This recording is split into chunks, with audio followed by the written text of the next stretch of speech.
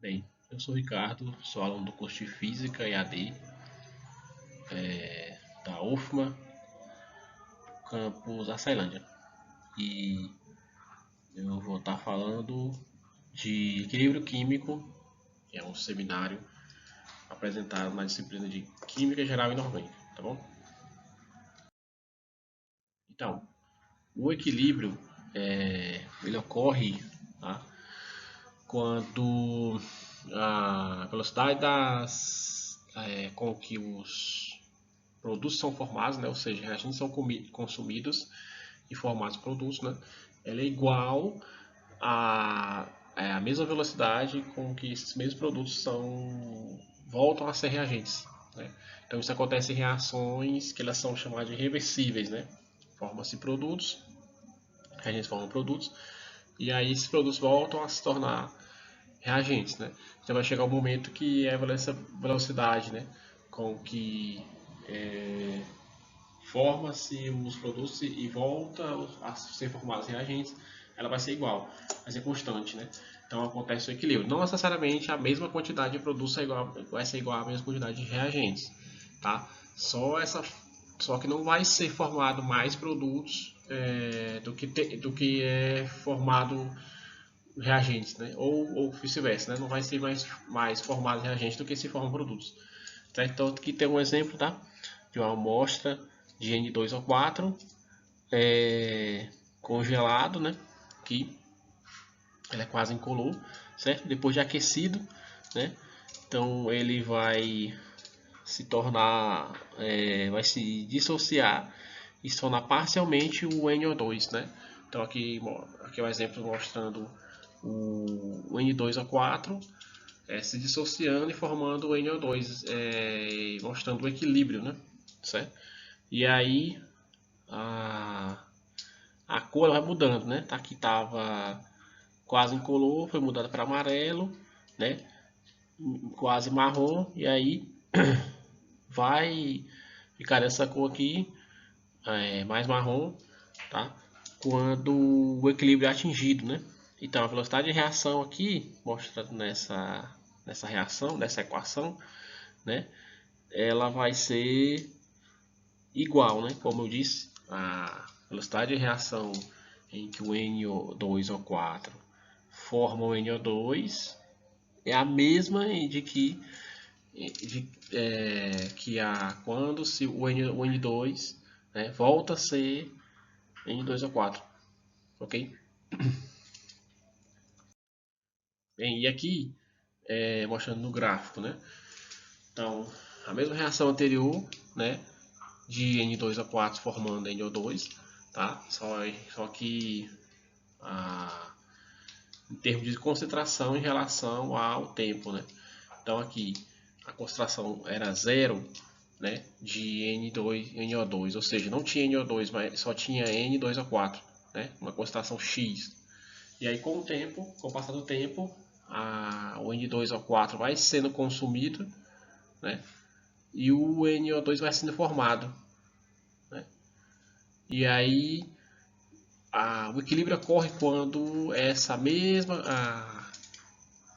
da mesma forma, a mesma medida que se consome N2O4, forma-se o NO2, né?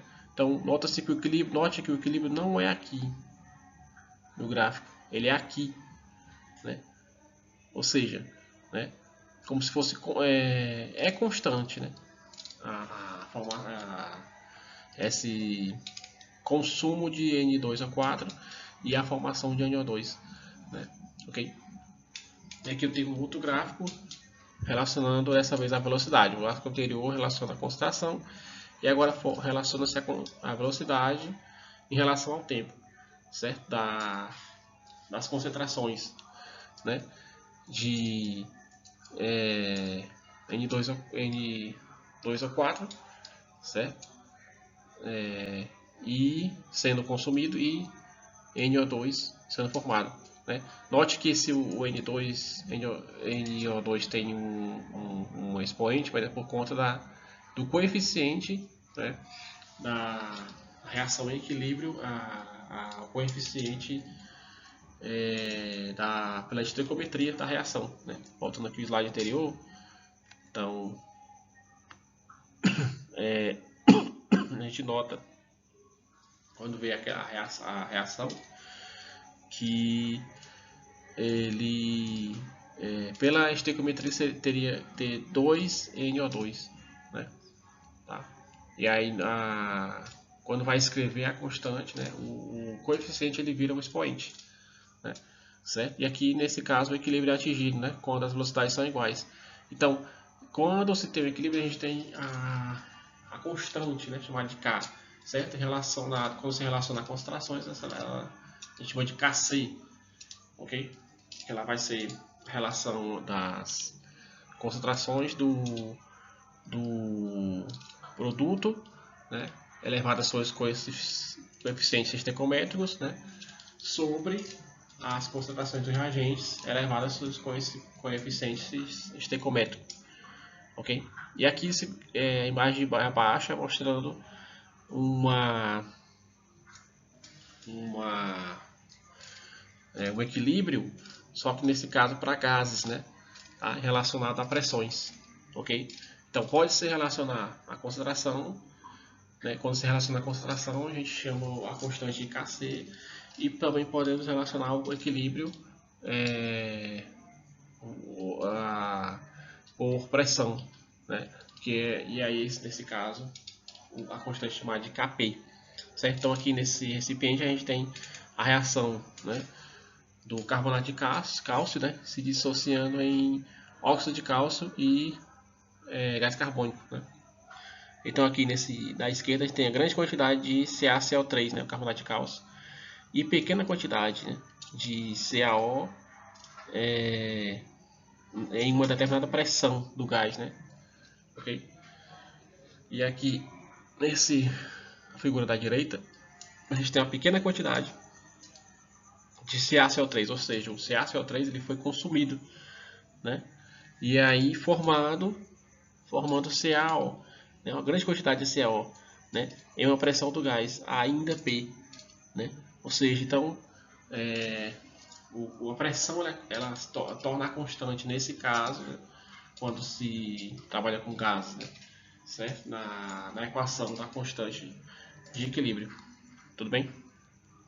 Então no equilíbrio, na estrutura de equilíbrio, a gente também tem os fatores, as variáveis que vão influenciar nesse equilíbrio, podem influenciar, né? E aí tem o princípio de Le Chatelier, que ele diz que quando um sistema em equilíbrio for perturbado, né, por algumas variáveis que podem alterar esse equilíbrio, né, como concentração, pressão ou temperatura, né, o sistema vai se deslocar, né, para ele minimizar esse efeito dessa perturbação. Então ele vai vai deslocar sua posição de equilíbrio, tá bem? Então aqui, em relação à concentração, né, ou seja, adicionando ou removendo o reagente, né, ou produto. Então tem lá aqui a situação em equilíbrio, né? Por exemplo, aqui a figura, equilíbrio inicial, né? Os reagentes aqui formando produtos, e aí quando se adiciona substância, né, ele vai restabelecer o equilíbrio, certo? Então, se uma substância for adicionada, o sistema reage para consumir um pouco da substância, né? E se ela for removida, né, o sistema reage para produzir mais daquela substância, né? Então, é isso que o princípio de Le Chatelier diz em relação à concentração. Em relação à pressão, então, alterar a pressão do meio por meio de alteração do volume, né? Então, eu tenho aqui um volume inicial, mostrando aqui no desenho, né? E aí, alterando a pressão, o volume muda, né? Então, o sistema muda a direção para menos mols de gás, né, nesse caso aqui da pressão. Então, a temperatura constante reduzir o volume de uma mistura gasosa, ou seja, aumentar a pressão, né, reduzir o volume, e equilíbrio faz com que o sistema se desloque na direção que reduz a quantidade de matéria de gás, ou seja, tem menos mols de gás, tá bom? Seja nos reagentes, seja nos produtos. Tá? E quando se varia a temperatura, né, do sistema, então essa temperatura do sistema em equilíbrio aumentar, né, o sistema reagirá como se um reagente fosse adicionado a uma reação endotérmica, né? Ou seja, né, que ela vai e aí ou um produto a uma reação isotérmica, certo? Então o equilíbrio se deslocará na direção que consome a reagente em excesso, ou seja, calor, certo? Então a gente vai ter nesse caso a temperatura vai ter duas situações, né? Se a reação ela é endotérmica ou exotérmica, certo? Então se ela é endotérmica, tá? Então a reação ela vai deslocar para a direita, né? Aumentando a temperatura, certo? E se ela deslocar para a esquerda, ela vai diminuir a temperatura, né? No caso do exotérmico é o contrário. Se ela deslocar para a esquerda da reação, ou seja, lá dos reagentes, né? A temperatura vai aumentar e para a direita a temperatura vai diminuir. Então tem esses três tipos de situações, né? Concentração, pressão e temperatura, em que o sistema ele vai restabelecer o equilíbrio, tá? E aqui eu vou falar de equilíbrio ácido-básico. Também em alguns livros a gente vê equilíbrio iônico, né? Porque envolve íons, né? O anterior envolvia é chamado de equilíbrio químico e esse aqui vai ser chamado de equilíbrio iônico, né? Então antes de falar de ácido e base a gente tem que ver o que é um ácido e o que é base, né? Então a gente vai ter basicamente três teorias, né, para classificar os ácidos e bases. Então primeiro a gente tem a teoria de Arrhenius, tá? Que ácido e base, né, eles se dissociam em H+ e OH-, né? Ácido vai se dissociar em H+, e base vai se dissociar em OH-, certo? E a escala de pH vai servir para expressar a concentração de H3 ou mais, ou H-, né? Ou H+, H3 ou mais, ou H+, né? Nesse caso seria basicamente a mesma coisa, né? Certo? Então o pH vai ser o menos log de H3 ou mais, ou H+, tá? Que está presente lá em solução, certo? O Arrhenius ele estudou ácidos e bases em solução aquosa, né? Certo? E aqui, analogamente, a gente tem o pOH, né? Que ele é usado para expressar a concentração em relação ao íon OH-, né? Que seria para a base, né? Tá? Então, no caso do pOH ele vai ser em relação à concentração de menos log de OH-. Continuando aqui, então tem a outra teoria ácido-base que é de Bronsted-Lowry. Então as definições de Arrhenius tinham algumas restrições, né? Ele não conseguia de classificar qualquer tipo de ácido ou base, né? Então, por exemplo, ele fez um estudo em soluções aquosas, então em água, né?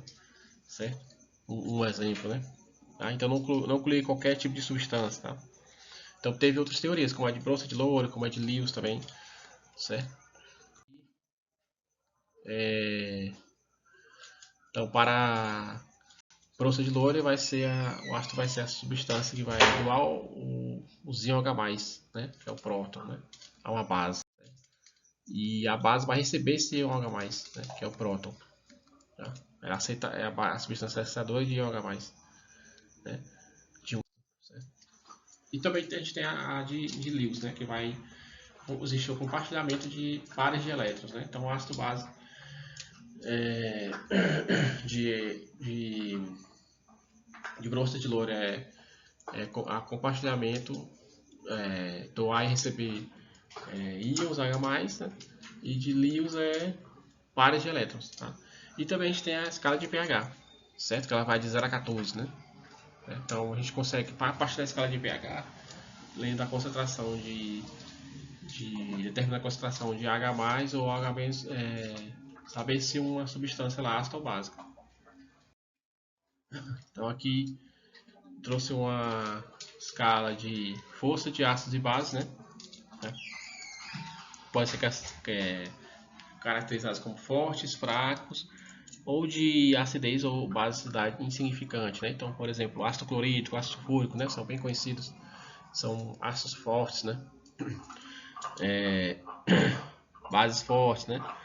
Vai ter íons H-, OH-, O2-, CH3-, né? E etc. Bom. E, por exemplo, ácido fraco, um ácido conhecido no dia a dia, por exemplo, o vinagre, né? Vai ter essa substância aqui, o acetato o íon acetato, né? Que vem do ácido acético, né? Que tem essa característica de ácido fraco. Tá? A escala, como eu disse, né? De pH ela vai de 0 a 7, né? Então, até próximo de 7 vai ser considerado ácido, e acima de 7 considerado alcalino, né? Alcalino ou básico. E aí, para a gente determinar se o ácido é forte ou fraco, a gente precisa da constante de acidez, né? E essa constante ela vem do equilíbrio, né?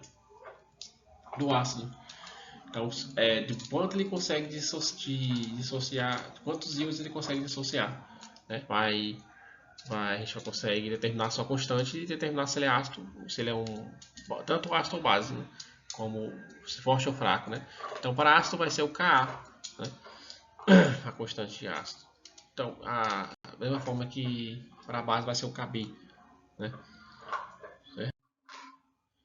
Então, a constante de acidez, né? Quanto maior a constante de ácido,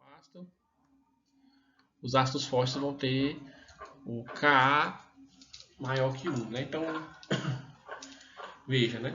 Então, imagina, né? O ácido se dissocia, certo? Ou seja, quer dizer que ele vai formar H3 ou mais, né? Levando em consideração o ácido de arrênios. Então, se a constante a concentração de produtos sobre de reagentes, né? E a constante é maior do que 1, ou seja, quer dizer que tem mais produtos do que reagentes, né? Sendo que o reagente seria o próprio ácido, ele está conseguindo dissociar, formar o íon, né, que a gente chama de base conjugada, né? E aí já é um conceito de Bronsted de Lorentz, essa parte da base conjugada. O ácido consegue formar mais íons em quantidade maior do que a quantidade do próprio ácido, que seria o reagente, né? Então, o K vai ser maior que 1. No caso do ácido forte, ele vai dissociar totalmente, ou bem próximo de totalmente, né? De tudo, né? Formando o íon, né? Que seria a chama de base conjugada, né? Da mesma forma para a base, né? Consegue dissociar em OH-, né? Quase que totalmente, certo? No caso de ácidos fracos, né? Mesma forma de base fraca, ele vai ter o K menor que 1, né? Certo? Então, maior que 1 vai ser ácido forte, né? Ou Kb maior que 1, ácido forte. E ácido fraco Ka menor que 1 e Kb menor que 1 para base forte, base fraca. Então aqui nós temos o exemplo aqui dessa figura de ácido fraco, tá? Certo? Então no caso seria representado aqui como AHA, né? Em solução aquosa, tá? E aqui um outro exemplo, né? Também. Então o ácido forte ele vai, as moléculas de HA representadas aqui como reagente da reação, elas são completamente dissociadas, né? Pode ser que na prática não completamente, mas em teoria sim, né? Então por isso que o Ka vai ser maior que 1, porque vai ter mais essa concentração, como eu estava dizendo, de H3 ou mais, né? Do que a do H, do próprio do H, que é o ácido, que é a reagente, né? Certo? E no ácido fraco, as moléculas de HA são parcialmente associadas, então por isso que o Ka vai ser menor que 1, quando eu for fazer a relação calculando o valor de K, certo? Então, da mesma forma que as bases fortes, ela tem o Kb maior que 1, né? Certo? Da mesma forma que eu expliquei para o Ka. Então, aqui eu trouxe algumas reações, né? Ácido-base no dia a dia. Então, tem a questão do pH do solo, né? Para se ter a neutralização quando o pH do solo é muito ácido, né? Se usa o calcário, né? Certo?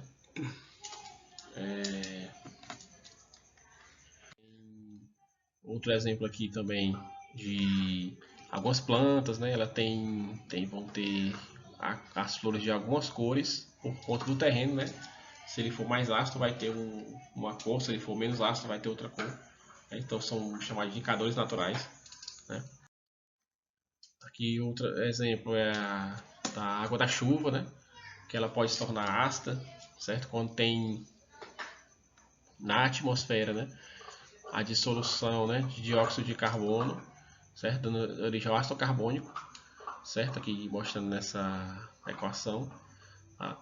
O dióxido de carbono formando o ácido carbônico e aí deixando a água da chuva mais ácida, né?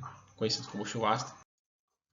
E também aqui no exemplo aqui o ácido atacando a pedra calcária, né? E muitas construções dissolvendo, né? Com o tempo, né? Acontece isso em muitas pode acontecer, né? Em muitas construções, né? De calcário, por exemplo, né? Porque o calcário é uma base, né? Então ele consegue corroer. Tá? Aí aqui um exemplo também do uso de antiácido, né? A azia, ela é quando tem excesso do suco gástrico, que ele é um ácido, né? Pode ser combatido com um antiácido, né? Que a gente conhece, né? Hidróxido de magnésio, por exemplo, né? Que ele vai conseguir neutralizar esse excesso, né, de suco gástrico no estômago. Outro exemplo de solução em água de um dos vários remédios para combater a acidez no estômago. Então, fala que eu acabei de falar, né, a parte da neutralização que acontece no estômago quando se tem azia, né, por exemplo. E aqui um outro exemplo, a picada de abelha, né, ou da ortiga resulta do ácido deixado na pele, cujo efeito pode ser atenuado ou eliminado por uma solução alcalina, né? Então, quando se tem alguma picada de abelha ou se toca na ortiga, né? A gente pode se atenuar esse efeito, né? Utilizando uma solução alcalina, né? Porque vai acontecer uma neutralização, né? Certo? Então aqui eu trouxe um exemplo prático de uma neutralização, né, de ácido base, né, que um exemplo de equilíbrio de ácido e base, né. Então a titulação é uma técnica, né, química utilizada para determinação de substâncias, né, na indústria, né, qualidade de água, qualidade de alimentos, né, determinação de algumas substâncias, tá? Então se baseia, né, chamado de volumetria também, se baseia nos de volumes, né? Quando se sabe a reação e o equilíbrio dessa reação, né, esse equilíbrio se sabe atingindo uma determinada cor, né, de um indicador que ele vai mudar de cor quando acontece esse equilíbrio, né, e aí calcula-se a partir da quantidade de reagente que utilizou com a concentração conhecida, né, e aí calcula a concentração desconhecida, né, pode ser aplicada para várias determinações, né? Ok? E é isso. Com as referências utilizadas. E muito obrigado.